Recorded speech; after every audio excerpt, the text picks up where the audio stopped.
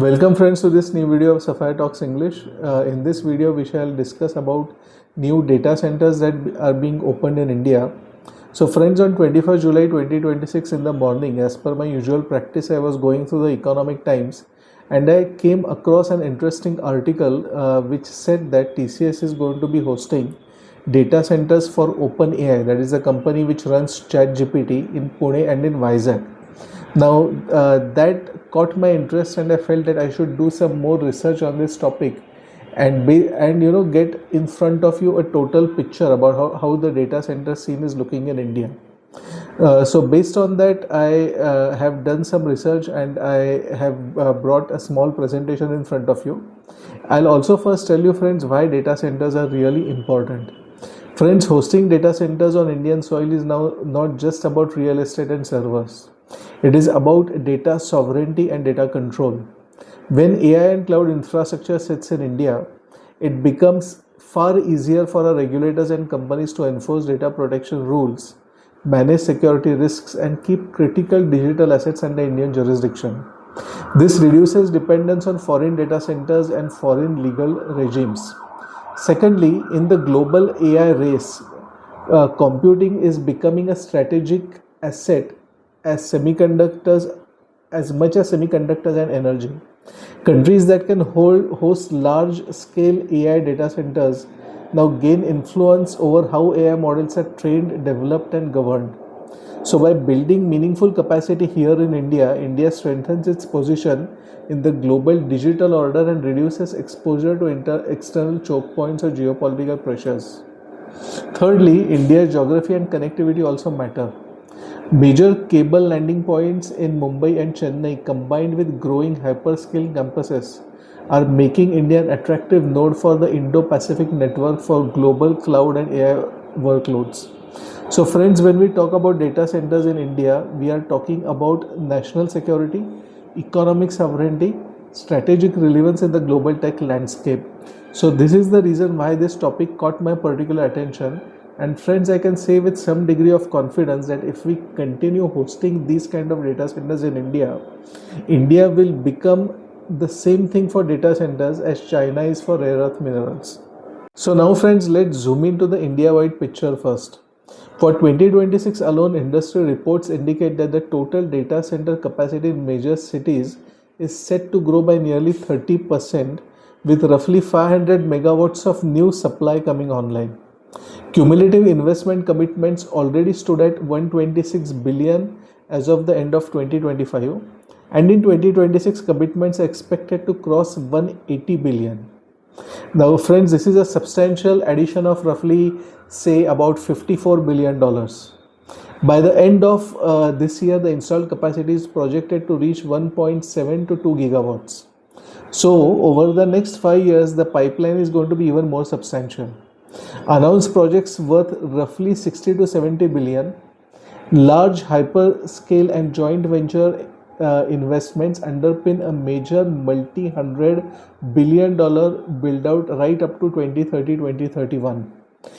Market forecast suggests that the sector's value could reach up to $22 billion by 2030 and $25 billion by 2031. So on the capacity side, IT load is projected to grow from 4.5 gigawatts in 2025 to more than 15 gigawatts in 2031, implying a compound annual growth rate of about 22 to 23%. Now friends, this is really huge.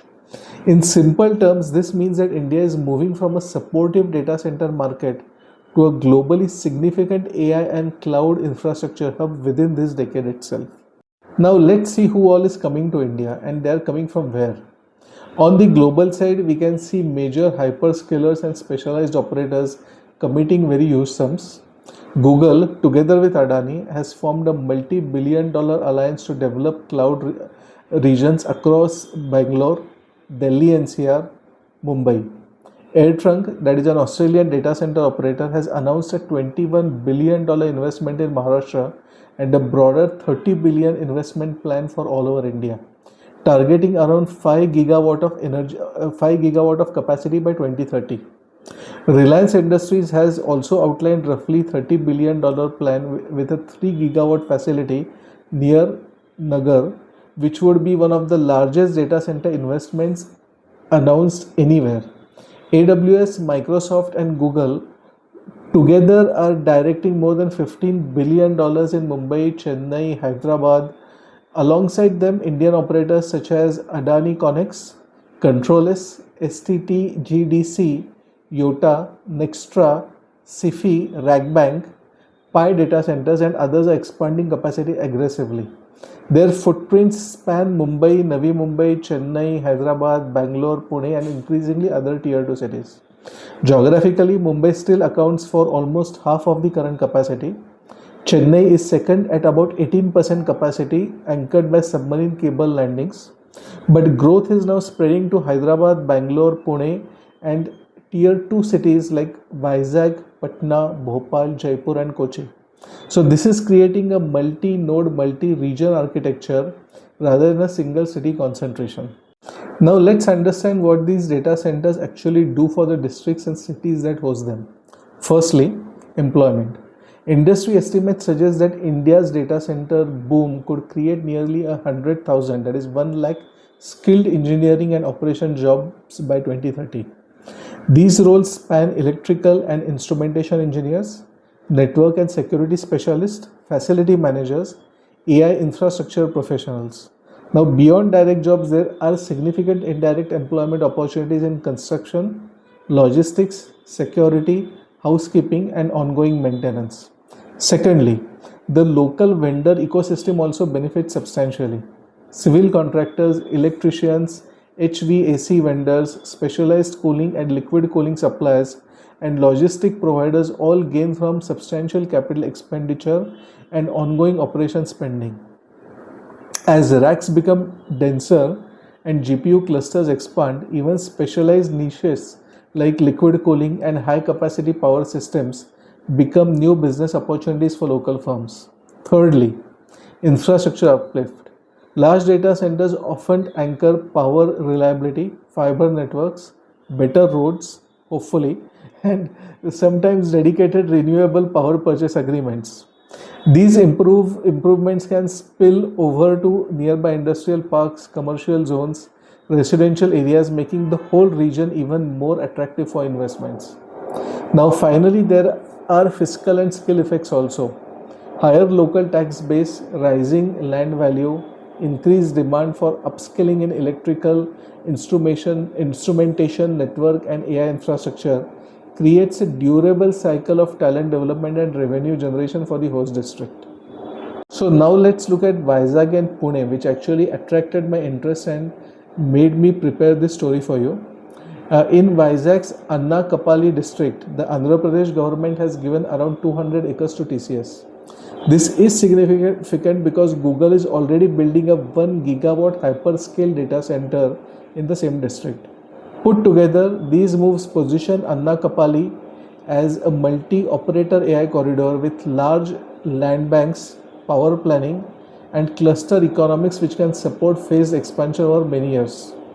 In Pune, TCS has purchased 88-acre plot in Bhopke for about 640 crores. Now this gives TCS a second major geography in addition to Vizag, supporting a multi-node data center footprint rather than dependence on a single site. For the Pune region, this means more high-value infrastructure investment, stronger demand for skilled talent, and a deeper integration into AI's emerging AI and cloud backbone. Looking ahead, three things are worth watching. First, power and renewables. Developers are increasingly signing 15-year renewable power purchase agreements targeting tariffs below 4 rupees per kilowatt hour to make the AI workloads bankable. Second, the shift to tier 2 cities as land and power regimes tighten in prime hubs. More projects will now target cities with available land and favorable electricity tariffs. Thirdly, policy signals. Incentives such as subsidized land, tax holidays, and support for green technologies will shape both the pace and the sustainability of the build out. In summary, the story is no longer just about servers and square footage.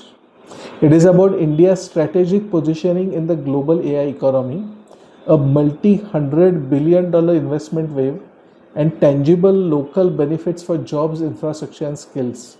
Friends, like I said earlier, India should aim to become for data centers what China has become for rare earths. Friends, if you have found this video interesting, please subscribe to our channel. Please like this video. I bid you goodbye until the next video. Jai Hind, Jai Bharat, Vande Mataram.